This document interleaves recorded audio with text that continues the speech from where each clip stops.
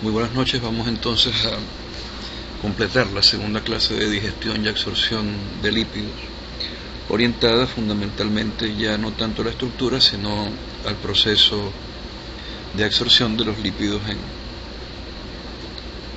en el tubo digestivo.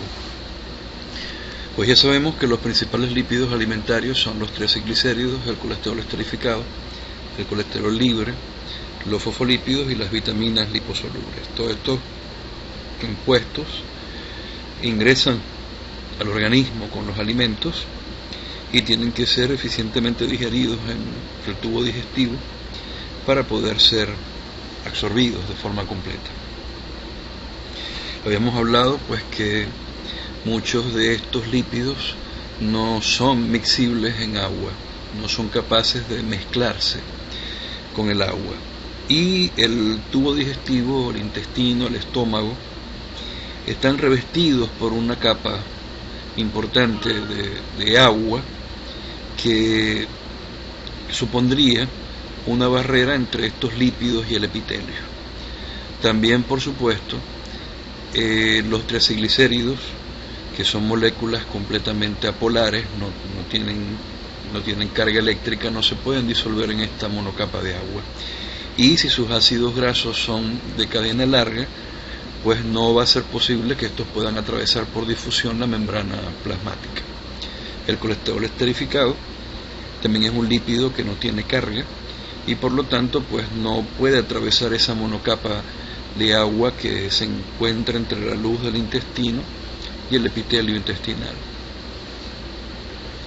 Vamos a intentar utilizar el pointer para pues explicar un poco el proceso de digestión de esos lípidos en la luz intestinal, y para esto pues voy a dibujar pues un enterocito, ¿no? Habíamos hablado en la clase anterior que la principal enzima digestiva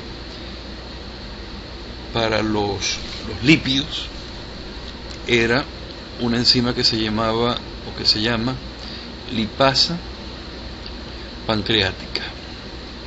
Recuerden que la lipasa pancreática es producida por los acinos pancreáticos. Se libera hacia la luz de los canalículos pancreáticos y de allí es vertida hacia el duodeno.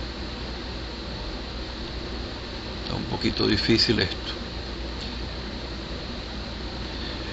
La lipasa pancreática, como habíamos conversado, es capaz de hidrolizar los triacilglicéridos, los ésteres de ácidos grasos con el glicerol. Ahora fíjense que estos triacilglicéridos son moléculas completamente neutras. Son moléculas que tienden dentro del tubo digestivo a formar agregados, a formar gotitas de lípidos sobre los cuales la lipasa pancreática no puede interactuar, porque la lipasa pancreática se va a encontrar en la interfase acuosa y los triacilglicéridos pues formando parte de estas gotas de lípido. Entonces la lipasa pancreática en estas condiciones no puede tener un acceso fácil hacia esos triacilglicéridos. En este sentido pues entonces cobra vital importancia el papel de la bilis. Recuerden que la bilis está constituida fundamentalmente por fosfolípidos,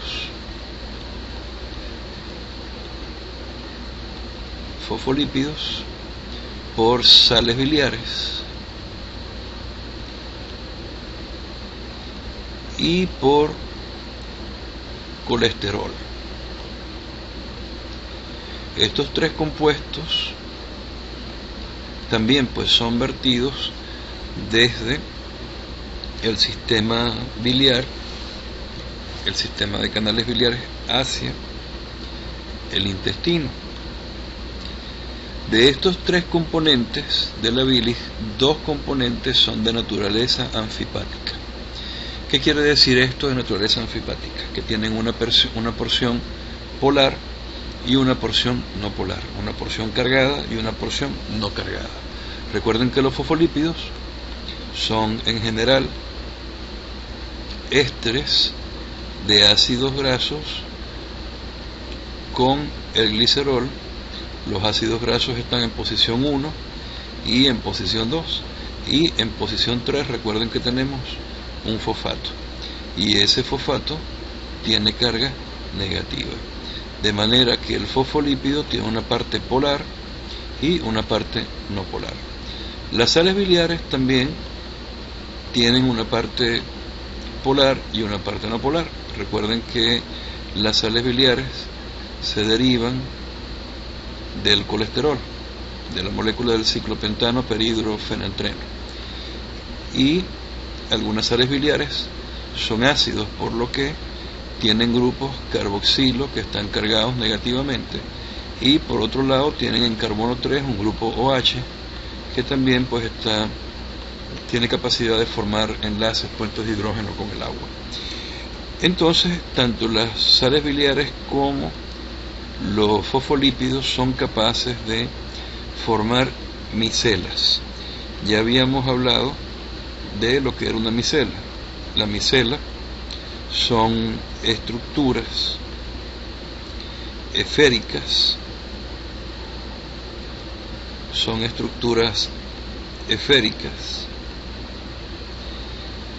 que se forman fundamentalmente de lípidos que tienen características anfipáticas, es decir, que tienen un extremo polar, una cabeza polar, y un elemento o un extremo no polar, de forma de que se arreglan estructuralmente en forma de este tipo de estructuras. Entonces las micelas se disuelven efectivamente en agua, porque estos componentes que están cargados eléctricamente pueden interactuar con las moléculas de agua. Recuerden que el agua es un dipolo que tiene un extremo cargado de forma negativa y otro extremo cargado de forma positiva, merced del carácter electronegativo del átomo de hidrógeno. Entonces, pues fácilmente el agua puede establecer enlaces débiles con la micela, solubilizándola.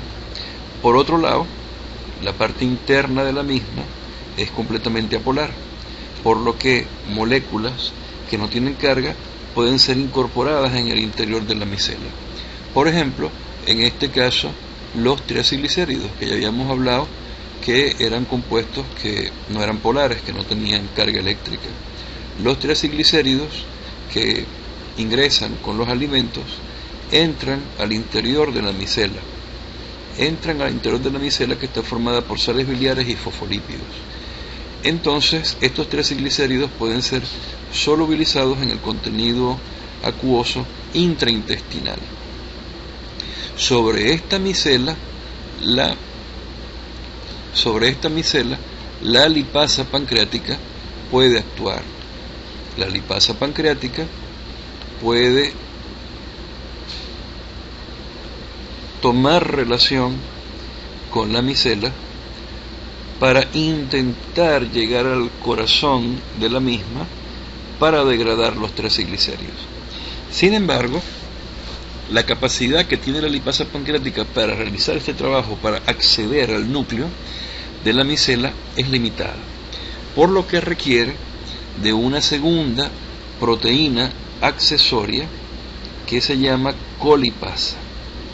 La colipasa es capaz de actuar como una bisagra que permite tomar los triacilglicéridos del interior de la micela y trasladarlos hacia la lipasa pancreática para que ésta pueda actuar sobre los triacilglicéridos. La lipasa pancreática tiene actividad fundamentalmente sobre la posición 1 del triacilglicérido. Quiere decir que es capaz de hidrolizar, de romper, de introducir una molécula de agua en posición 1 del triacilglicérido para liberar un ácido graso. Y también puedes hacerlo en posición 3, lo que permite liberar otra molécula de ácido graso, quedando unida a la molécula el ácido graso de la posición 2. Por lo tanto, el producto de esta digestión es el 2-monoacilglicerol, porque ya en posición 1 no tenemos el ácido graso y en posición 3 tampoco. Entonces esto es el 2-monoacilglicerol. El 2-monoacilglicerol es la molécula proveniente de la degradación de los triacilglicéridos que se puede absorber de forma eficiente a nivel del enterocito. Vamos a dibujarlo acá en el interior.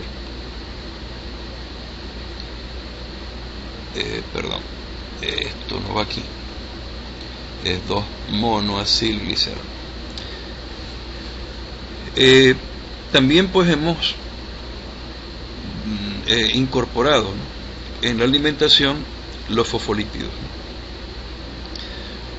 Recuerden que los fosfolípidos pues son ésteres de ácidos grasos con glicerol, o sea que tendríamos aquí un ácido graso, un segundo ácido graso, y aquí iría una molécula de fosfato. Fundamentalmente quien se encarga de digerir los fosfolípidos es una enzima que se denomina fosfolipasa A2.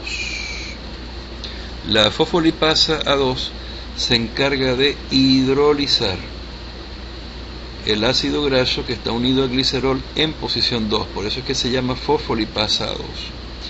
¿Cuál es el producto de esta digestión? Pues es lo que se denomina un lisofosfolípido.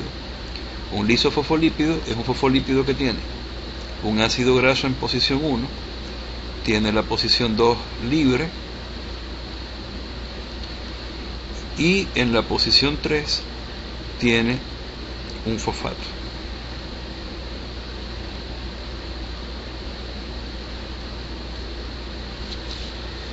Posteriormente, ese lisofosfolípido es atacado por fosfatasas inespecíficas intestinales hidrolizando el fosfato.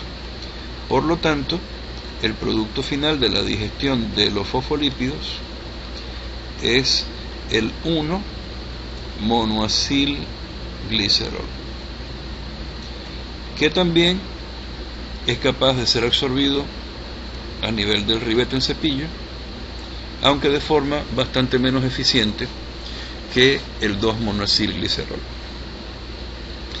Por último, la tercera molécula de importancia que debe ser absorbida no es más que el colesterol esterificado. Recuerden que el colesterol esterificado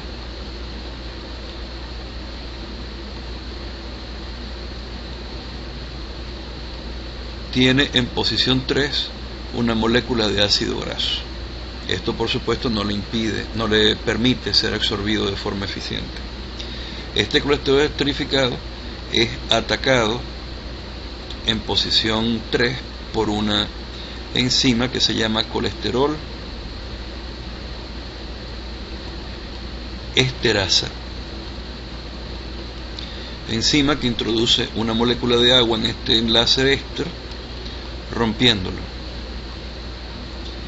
generando una molécula de ácido graso y una molécula de colesterol libre. El colesterol libre se absorbe fácilmente también en la mucosa intestinal por la presencia de transportadores específicos para el colesterol. Entonces, una vez ya estos compuestos dentro del enterocito, el 2-monoacilglicerol, el 1-monoacilglicerol, producto de la absorción de la degradación, ¿no?, de los compuestos de naturaleza fosfolipídica, dentro del enterocito estos compuestos se vuelven a reensamblar.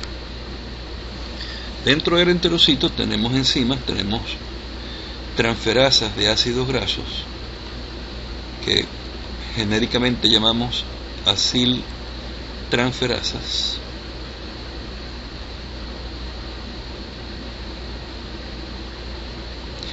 que toman la molécula de ácido graso activada con acetil-CoA,